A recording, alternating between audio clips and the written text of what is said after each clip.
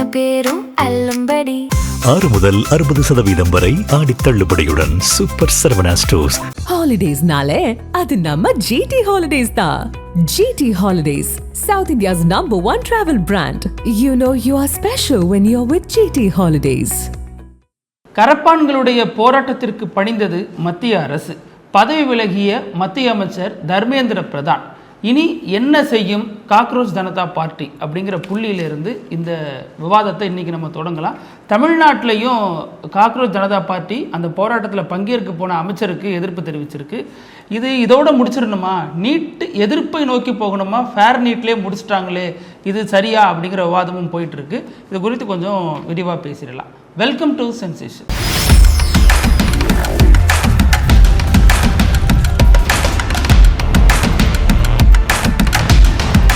வணக்கம் பிருத்திவி. வணக்கம் அழகு. காக்ரோச் ஜனதா பார்ட்டி கரப்பான் பூச்சிகளோட மோதாதீர்கள் அப்படின்ற ஒரு ஒற்றை வரி தான் இன்னைக்கு இந்தியா முழுக்கவே பலராலும் எழுப்பப்படக்கூடிய ஒரு வரியா இருக்கு. ஏன் அப்படின்னா, கரப்பான்பூச்சி தலையில்லாமல் வாழும் அப்படின்னு கவிஞர் வைரமுத்து எழுதியிருந்தார்.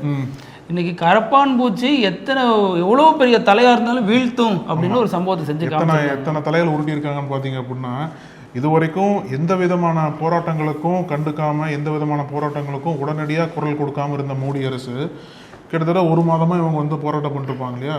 பங்களாதேஷ், நேபாளம்லாம் கண்டு முன்னாடி வந்து போகும்ல, அதுவும் கரெக்டு தான். இறுதியில் வந்து இவங்க பண்ணக்கூடிய போராட்டத்திற்கு பணிந்து இவங்க வைத்த கோரிக்கைகள் அனைத்தையும் வந்து நிறைவேற்றுறோம். குறிப்பாக தர்மேந்திர பிரதான் பதவி விலகியிருக்கார் இன்னைக்கு. அதாவது டெல்லியை தொடர்ந்து பல நகரங்களை போராட்டம் பண்ணாங்க இல்லையா. நம்ம சென்னைக்கும் போயிருந்தோம், போராட்ட களத்திற்கு சென்னைக்கும் போயிருந்தோம். அங்கேயும் வந்து மாணவர்கள் வந்து இந்த தர்மேந்திர பிரதான் பதவி விலகிட்டாரு. ஆக்சுவலாக முன்னாடி இந்த சென்னை போராட்ட களத்தில் அந்த இந்திய கம்யூனிஸ்ட் கட்சி ஆஃபீஸ் இருக்குல்ல, அங்கே தான் போராட்டம் பண்ணுறாங்க. அங்கேயே பல தலைவர்கள்லாம் வந்தாங்க. வீரபாண்டியன் வந்தார், தொல் திருமாவளவன் வந்து பேசியிருந்தார், கனிமொழி எம்பி வந்தாங்க, அப்புறம் தமிழச்சி தங்கப்பாண்டியன் வந்தாங்க. எல்லாருமே வந்து மாணவர்களுக்கு சப்போர்ட்டாக இருந்தாங்க. அப்போவே என்ன பேசப்பட்டது அப்படின்னா, இன்னும் 1-2 நாட்களுக்குள்ள தர்மேந்திர பிரதான் பதவி விலக போறார் அப்படின்ற மாதிரி அங்கேயே தலைவர்கள்லாம் பேசினாங்க. ஆனால் பேசின சற்று நேரத்திலேயே வந்து பிரேக்கிங் நியூஸ் வந்தது, தர்மேந்திர பிரதான் ராஜினாமா பண்ணிட்டார் அப்படின்ட்டு. அந்த செய்தி வந்தோடனே இங்கே சென்னை போராட்ட கடத்தில் அனைத்து மாணவர்களுக்கும் ஒரு பெரிய கொண்டாட்டம். ஏன்னா இத்தனை நாட்களாக என்ன கோரிக்கை வச்சு போராடிட்டு இருந்தாங்களோ அந்த கோரிக்கை வந்து நிறைவேறிடுச்சு அப்படின்ற கொண்டாட்டத்தில் வந்து பல கோஷங்களை வந்து இங்கே இருக்கக்கூடிய மாணவர்கள் எழுப்பிட்டே இருந்தாங்க. ஆனால் இதோட முடிஞ்சு போச்சா போராட்டம் அப்படின்னு நம்ம கேட்டதுக்கு என்ன சொன்னாங்க அப்படின்னா, இங்கே வந்து இதோட போராட்டம் முடியல. தமிழ்நாட்டோட குரல் என்ன அப்படின்னா, நீட்டை வந்து ரத்து பண்ணணும். தர்மேந்திர பிரதான் பதவி விலகினா மட்டும் போதாது. அதாவது பிரதான் பதவி விலகிட்டாரு, பிரதான மந்திரி எப்போ பதவி விலக போறாரு, மோடி எப்போ பதவி விலக போறாரு அப்படின்ற மாதிரி கோஷங்களை வந்து இப்போ சென்னையில் வந்து இங்கே இருக்கக்கூடிய இளைஞர்கள் எழுப்பிட்டு வராங்க. ஸோ இப்போ டெல்லியில் பற்றி பேசணும்னு வச்சுக்கோங்களேன், மத்திய அரசாங்கம் ஒத்துக்கிட்டாங்க இல்லையா, தொடர்ந்து டெய்லி பேச்சுவார்த்தை பண்ணுறதை பார்த்தோம். நம்ம காக்ரோச் ஜனதா பார்ட்டியிலிருந்து அந்த கட்சியை சேர்ந்த 2 நபர்கள் வந்து பேச்சுவார்த்தையில் கலந்துக்கிட்டாங்க. தர்மேந்திர பிரதான் பதவி விலகிட்டார். அவர் வந்து அந்த எந்த வழக்குகளும் பதியப்படாத அசூரன்ஸ் கொடுத்துட்டாங்க. இழப்பீடு ஒத்துக்கிட்டதா சொல்கிறாங்க. அதனால இறுதியில் நம்ம பேசுகிற டைமில் காக்ரோச் ஜனதா பார்ட்டி அதிகாரப்பூர்வமாக அவங்களோட போராட்டத்தை வந்து வாபஸ் வாங்கியிருக்காங்கன்னு சொல்கிறாங்க. அது மட்டும் இல்லாமல் அந்த போராட்ட களத்திலிருந்து எல்லாரும் அமைதியாக கலைந்து செல்லுங்கள் அப்படின்ற மாதிரி காக்ரோச் ஜனதா பார்ட்டி அறிவிச்சிருக்காங்க. செவ்வாய்க்கிழமை இந்த கண்டிஷன்ஸ்லாம் வச்சாங்க இல்லையா, இது குறித்து மத்திய அரசிலிருந்து அதிகாரப்பூர்வமான உத்தரவு என்பது வரும் அப்படின்ற மாதிரி ஒரு அறிக்கையை கொடுத்து போராட்டத்தை வாபஸ் வாங்கிக்கிறோன்ற மாதிரி டெல்லியில் வாபஸ் வாங்கியிருக்காங்க. ஆனால் சென்னையில் இங்கே இருக்கக்கூடிய இளைஞர்கள் வந்து நீட்டை ரத்து பண்ணால் மட்டும்தான் போராட்டத்தை வாபஸ் வாங்குவோன்ற மாதிரி உறுதியாக நிற்கிறாங்க. ஆனால் காக்ரோச் ஜனதா பார்ட்டியோட நிலைப்பாடு என்ன, நம்மளுடைய 3 கோரிக்கைகளும் ஏற்கப்பட்டுடுச்சு. முதல் கோரிக்கை தர்மேந்திர பிரதான் பதவி விலகணும், அதை ஏற்றுக்கிட்டாங்க. பாதிக்கப்பட்ட அந்த பேப்பர் குளறுபடி கசிவுனால ஏற்பட்ட அந்த தற்கொலை செய்து கொண்ட மாணவர்கள் அனைவருக்கும் 1 கோடி ரூபாய் தலா கொடுக்கணும் அப்படிங்கிறதையும் ஏற்றுக்கிட்டாங்க. நம்ம போராட்டம் செய்த போது நம்ம மீது எந்த புகாரும், அதாவது எஃப்ஐஆர் பதிவு செய்யக்கூடாது அப்படின்னு நம்ம கொடுத்துருந்தோம். அந்த கோரிக்கையும் ஏற்றுக்கிட்டாங்க. அதனால இந்த போராட்டம் வெற்றி பெற்றது. கரப்பான் பூச்சிகளிடம் மோதாதீர்கள், நீங்கள் இனிமேல் கலைஞ்சு போகலாம். அடுத்த கட்டம் நம்மளுடைய நடவடிக்கை என்ன அப்படிங்கிறது குறித்து நம்ம இனி வரும் காலங்களில் டிஸ்கஸ் பண்ணலாம் அப்படின்னு சிஜேபியினுடைய செய்தி தொடர்பாளர்கள் சொல்லிட்டாங்க. ஆனால் தமிழ்நாட்டில் இந்த போராட்டத்தை எப்படி இனிமேல் எடுத்துகிட்டு போக முடியும்? சிஜேபி அஃபீஷியலாக எடுத்துகிட்டு போக முடியாது. அப்போ இந்த எழுச்சியை தமிழ்நாடு அணையாமல் பாதுகாத்து அடுத்த கட்டத்துக்கு எடுத்துகிட்டு போகணும் அப்படின்னு இவங்க ஒரு முன்னெடுப்பில் இருக்காங்க. இப்போ இந்த விவகாரத்தை பொறுத்த வரைக்கும் தர்மேந்திர பிரதான் பலியாடாக ஆக்கப்பட்டிருக்காரா அப்படிங்கிற ஒரு கேள்வி. அல்லது இப்ப இன்னைக்கு என்ன நடந்திருக்கு, இந்த கோரிக்கையை முன் வச்சு ரொம்ப உச்சகட்ட பரபரப்பானுச்சு அவர் ராஜினாமா பண்ணிட்டார். அவர் சொல்ற காரணம் என்ன, மாணவர்களுடைய எதிர்காலம் பாதிக்கப்படக்கூடாது, அந்நிய சக்திகள் ஊடுருவிட இது ஒரு வாய்ப்பாக அமைந்திடக்கூடாது, அதனால நான் ராஜினாமா பண்றேன் அப்படிங்கிற வகையில் அவர் தர்மேந்திர பிரதான் சொல்றாரு. ஆனா காங்கிரஸ் ஜனதா பார்ட்டியினுடைய தலைவர் அபிஜித் இருக்கார் இல்லையா, அவர் சொன்ன ஒரு ஸ்டேட்மெண்ட் முக்கியமானது, அது பெரிய அளவில் முக்கியத்துவம் வாய்ந்ததாக ஊடகங்களால் கேரி ஓவர் பண்ணப்படலை. அது என்ன சொல்றாருன்னா, 2 நாள் டைம் கொடுத்துருக்கேன், அந்த 2 நாள்ல நீங்க, அதாவது தர்மேந்திர பிரதான் ராஜினாமா செய்யலைன்னா பிரதமர் ராஜினாமா செய்யணுங்கிறது எங்களுடைய கோரிக்கையா இருக்கு, 2 நாள் கழிச்சு நாங்க அதை பெரிய அளவில் எடுத்துட்டு போகிறோம் அப்படின்னாரு. அப்ப அதற்காகத்தான் மோடி அரசு அடிபணிந்ததா? ஏன்னா 14 வயசுல இருந்தே அடிப்படையில் ஒரு RSS காரர் தர்மேந்திர பிரதான். அப்ப அவரை எப்படி பதவியில் விட்டு நீக்க முடியும், அல்லது அவர் எப்படி விலக சொல்ல முடியும் அப்படின்னா, இப்போதைக்கு இந்த டென்ஷனை தணிப்போம். ஏன்னா அவங்க வச்ச டிமாண்ட் என்ன, அவர் பதவி விலகணும் தான். உடனே பதவியில் சேர்த்துக்க கூடாதுன்னு எதுவும் அவங்க சொல்லலை. அல்லது 6 மாதம் கழிச்சோ 1 வருஷம் கழிச்சோ அவங்க சேர்த்துக்கிட்டா இவங்க அப்போதைக்கு இப்படி ஒரு க்ரௌட் அவங்களால உருவாக்க முடியாது, கண்டிப்பாக முடியாது. அப்போ அவங்க என்ன பண்றாங்க, இப்போதைக்கு உனக்கு இதான பிரச்சனை, நான் எடுத்துறேன், எல்லாத்தையும் சரி பண்ணிடுறேன் அப்படிங்கிறாங்க. FIR மேல போட மாட்டேங்கிறாங்க. ஆனா அந்த தாக்குதல் செஞ்சாங்கல்ல, இப்ப இப்படி ஒரு அமைச்சர் மீது இவங்க புகார் தெரிவித்து இத்தனை நாட்கள் போராட்டத்தில் ஈடுபட்டிருக்காங்க. அதுல அவர் ராஜினாமா செய்யறாரு. அவரை பேப்பரை லீக் பண்ணாரு, அவர் பொறுப்பேற்று கொண்ட அந்த துறையில நிறைய முறைகேடு நடந்துச்சு, கண்டுக்காமலோ அல்லது கண்டும் காணாமலோ இருந்திருக்காருங்கிறது புகார், ராஜினாமா பண்ணிட்டார். இப்ப இவருக்கு பொறுப்பாக பிரதம மந்திரி ஒருத்தர் இருந்தார்ல, அப்ப அவர் இதுல என்ன நிலைப்பாடு எடுக்கப்பாரு, அவர் ராஜினாமா செய்ய வேண்டாமா, அல்லது அவர் இதுக்கு பொறுப்பு இல்லையா அப்படின்னு ஒரு கேள்வி இருக்கு. இன்னொன்று, இப்போ இந்த மத்திய உள்துறை அமைச்சகத்தின் கீழே தானே வருது டெல்லி, அங்கே தானே இந்த பாதுகாப்பு ஏற்பாடுகள்லாம் நடந்துச்சு, அங்கே இளைஞர்கள் பெருந்திரளாக தாக்கப்பட்டாங்களே, அவங்களுக்கு என்ன தண்டனை கொடுக்க போறாங்க, அந்த பொறுப்பை கையில் வச்சுட்டு இருக்கிறவங்களுக்கு என்ன விதமான நடவடிக்கை எடுக்க போறாங்க, இவங்களை இவ்வளோ அடிச்சுட்டு உன் மேலே FIR போட மாட்டேங்கிறது ரிலீஃப் ஆயிடுச்சு பாருங்க. அப்போ அடிச்சதுக்கு தண்டனை அது என்ன அப்படிங்கிறது கேள்வி. ரெண்டாவது, பிரதமர் ராஜினாமா செய்யணுங்கிற அந்த கோரிக்கை வலுத்த உடனே தான் அப்படி நடக்குது. இதற்கு பின்னாடியில் RSS விசஸ் மோடிங்கிறதுக்கான மோதல் நடக்குது. CJP நீட் வேணான்னு சொல்லல, CJP நீட்டுக்கு எதிராக குரல் கொடுத்திருக்கணும், ஆனா அவங்க ஃபேர் நீட் மட்டும்தான் கேட்டாங்க. அந்த வகையில் இது ஒரு ஏமாற்றமாக இருக்கிறது அப்படிங்கிறதும் பலருடைய கருத்தா இருக்கு தமிழ்நாட்டில். நம்ம இன்னும் பார்த்தோம் அப்படின்னா, இவர் அடிப்படையில் தர்மேந்திர பிரதான் இந்த பதவி விலகியதுக்கு தமிழர்கள் அதிக கொண்டாட்டத்தில் இருப்பாங்க. ஏன் அப்படின்னா, தமிழர்களை பல முறை இழிவாக பேசியிருக்கிறாரு. நாடாளுமன்றத்தில் அவர் சொல்றது நாங்கள் திமுக MP தான் சொன்னோங்கிறாரு. திமுகவினர் நாங்கள் மக்களோட ரெப்ரசன்ட் தானே, தமிழர்கள் தானே நாங்கள், நீங்கள் எங்களை பார்த்து இப்படி அநாகரிகமானவர்கள் சொல்ல போச்சு அப்படின்னு இவங்க அது ஒரு பிரச்சாரத்தை முன்னெடுத்தாங்க. அது மட்டும் இல்லாமல் NEP நேஷனல் எஜுகேஷன் பாலிசி, அந்த புதிய கல்வி கொள்கை திட்டத்தை தமிழ்நாட்டுக்குள்ள திணிக்க முயற்சி பண்ணது அவர் தான். நிதி தர மறுத்தது அவர் தான். ஆமா, அதுக்கப்புறம் கேட்டால் நிதி தர மாட்டோம்னாரு. அது ஏன் நிதி தரலன்னு கேட்டப்பதான் நீங்க நாகரிகமற்றவர்கள் அப்படிங்கிற விமர்சனத்தை வச்சார். அதுக்கப்புறம் ஒடிசாவில் நம்மளுடைய தமிழ்நாட்டை சேர்ந்த அந்த IAS அதிகாரி, ஆமா, அவர் அனுப்பப்பட்டதுக்கும் தமிழர்கள் மோசமாக அங்கு விமர்சிக்கப்பட்டதுக்கும் திருடர்கள் சொல்லப்பட்டதுக்கு பின்னாடியும் இவர் இருந்திருக்காரு அப்படிங்கிற விமர்சனம் இருக்கு. அப்ப தமிழர்கள் இதை பெரிய வெற்றியா எடுத்து கொண்டாடுறாங்க அப்படிங்கிறது ஒரு புறம். திருமாவளவன் அதான் சொன்னார், VCK தலைவர், இவரை பதவியை விட்டு நீக்கிட்டா சரியாயிடுமா, சிஸ்டமே கரெக்டா இருக்குங்கிறப்ப நீங்க எல்லாரையும் மாத்தணும், அதை நீட் வேணாங்கிறதா இதுக்கு சரியான தீர்வா இருக்கும்.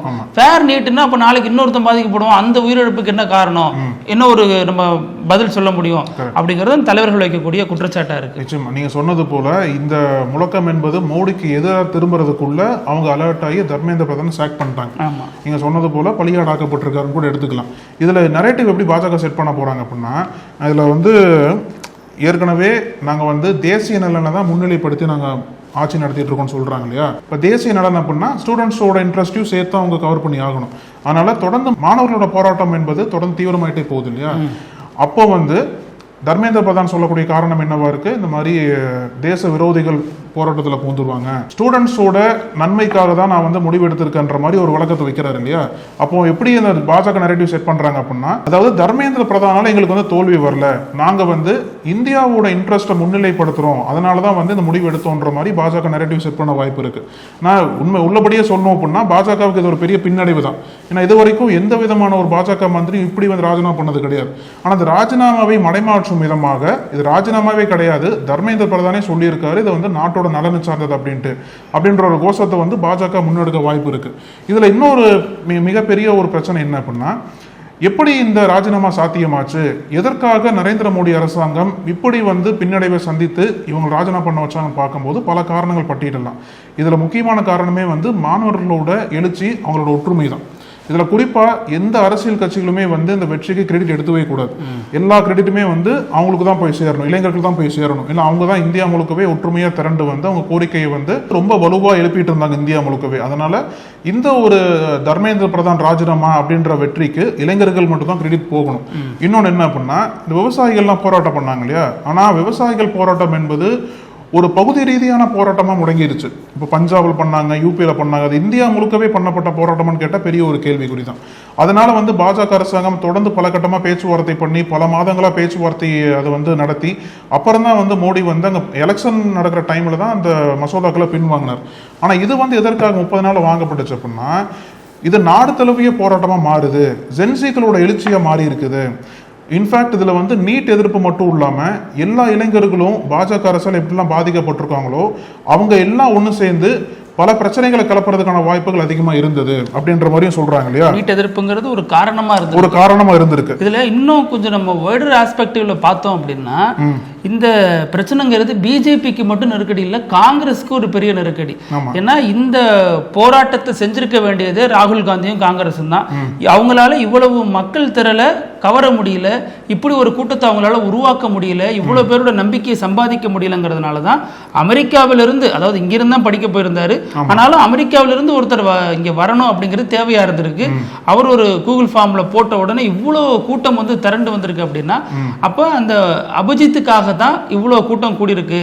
அவர் எடுத்த அந்த முன்னெடுப்பு, அவர் மீது இருந்த நம்பிக்கை, இது எல்லாமே ராகுலுக்கு பெரிய பிரச்சனை ஏற்படுத்துது. ஏன் அப்படின்னா, காங்கிரஸ் இருக்க வேண்டிய இடத்துல இன்னைக்கு இவர் இருந்திருக்காரு, அதைத்தான் ராகுல் காந்தி அரசியலாக்க முயற்சி பண்ணார், அதுவும் பெரிய அளவுல கை கொடுக்கல. அதனாலதான் அந்த சோனம் வாங்சுக்கினுடைய மனைவி கூட ராகுல் காந்தியினுடைய நடவடிக்கை விமர்சிச்சிருந்தாங்க அப்படிங்கிற ஒரு பார்வை இருக்கு. அப்ப இவர் இதோட முடிக்கல, அடுத்து பீகார் பாட்னால நீட் தேர்வு முறைகேடு அங்கேயும் நடந்திருக்கு. அப்ப அது குறித்த போராட்டத்துல போவோம் அப்படின்னு இன்னைக்கு காலையில பேசிட்டு இருந்திருக்கு. அப்ப இவரு நாடு தழுவிய போராட்டத்தை அடுத்தடுத்த லெவல்ல வெவ்வேறு மாநிலங்கள்ல செய்யும் பொழுது அது காங்கிரஸ்க்கு என்ன மாதிரியான பிரச்சனைகளை ஏற்படுத்தும் அப்படிங்கிறது இன்னொரு முக்கியமான ஒரு பார்வையா இருக்கு. அது காங்கிரஸ்க்கு மிகப்பெரிய நெருக்கடி ஏற்படுத்த போகிறார் இவர் அப்படிங்கறத நமக்கு வரக்கூடிய தகவல் இருக்கு. ஆனா பாருங்களேன் பிருத்திவி, ஒரு சுப்ரீம் கோர்ட்டோட தலைமை நீதிபதி ஒரு போக்குல ஒரு பேர் சொல்லிட்டு போனார், ஒரு கருத்து பதிவு பண்ணிட்டு போனார், காக்ரோச் பாராசைட்ஸ் எல்லாம் இந்தியாவில் அதிகமாயிட்டாங்க அப்படின்ட்டு. ஆனா அந்த ஒரு கருத்து என்பது எப்படி ஒரு இளைஞர் எழுச்சியா மாறுனுச்சுன்னு பார்க்கும்போது யாருன்னு நம்பவே முடியல. அவ்வளோ பெரிய மொபைலைசேஷனை வந்து சோசியல் மீடியா மூலியமா பயன்படுத்தி, அதாவது ஜென்சிகள் சொல்றாங்க இல்லையா, எப்படிலாம் வந்து அவங்க கனெக்ட் பண்ணாங்க, இந்தியா முழுக்கவே அவங்களோட மெசேஜ், அவங்களோட கோஷங்கள் என்பதை எப்படி உடனே பரவுது அப்படின்னு பார்க்கும்போது, ஒரு மத்திய அமைச்சர் பதவி வழியே இருக்காரு, அதுவும் பாஜகவை சேர்ந்த அமைச்சர், RSSோட ஆதரவு உள்ள அமைச்சர் வந்து இந்த போராட்டத்தின் வாயிலாக பதவியில் இருக்காரு அப்படின்னா, அபிஜித் தீப்கே சொல்ற மாதிரி தான் காக்ரோச்சுகளோட மோதாதீர்கள் அப்படின்ற மாதிரி தான் சொல்றாங்க. இப்பெல்லாம் இதுல இந்த ஜென்சிக்கல் அப்படிங்கிறது எங்கிருந்து தமிழ்நாட்டில் புழக்கமாகுது அப்படின்னா, விஜய் வெற்றிக்கு பிறகு இந்த வார்த்தைகள் அதிகம் பயன்படுத்தப்பட்டுச்சு இந்த சொல். அப்போ இந்த ஜென்சிங்கிற இந்த மேட்டரில் இந்த ஜென்சியை எப்படி தாவேக்க அரசியல்படுத்துது அப்படிங்கிறது ஒரு கேள்வி. வெறுமனே ரீல்ஸ் போடுறதுக்கும் விஜய் புகழ பாடுறதுக்கும் திமுகவை திட்டுறதுக்கு மட்டும்தான் விஜய் பயன்படுத்தி இருக்கிறாரா, அல்லது இந்த மாதிரியான அரசியல் அவங்களுக்கு புரிய வைக்கப்பட்டிருக்கா அப்படிங்கிற கேள்வி இருக்கு. ஏன் அப்படின்னா, அந்த மாணவர்கள் போராடும் பொழுது, இத்தனை கூட்டணி கட்சியை சார்ந்த இயக்கங்களை சேர்ந்தவர்கள் தான் அந்த போராட்டத்தில் வரும் பொழுதும், பொதுவான மாணவர்கள் வரும் பொழுதும் அவங்களை அந்த காவல்துறை எப்படி நடத்தியது, இப்படி நடத்தியிருக்க கூடாது, பாஜகவை எதிர்த்ததுனால தான் உங்களுக்கு ஆதரவு கொடுத்தோம், இல்லைன்னா அந்த ஆதரவு வாபஸ் வாங்குவது குறித்து நாங்கள் யோசிப்போம் அப்படின்லாம் மார்க்சிஸ்ட் கம்யூனிஸ்ட் கட்சி சொல்லியிருக்கு.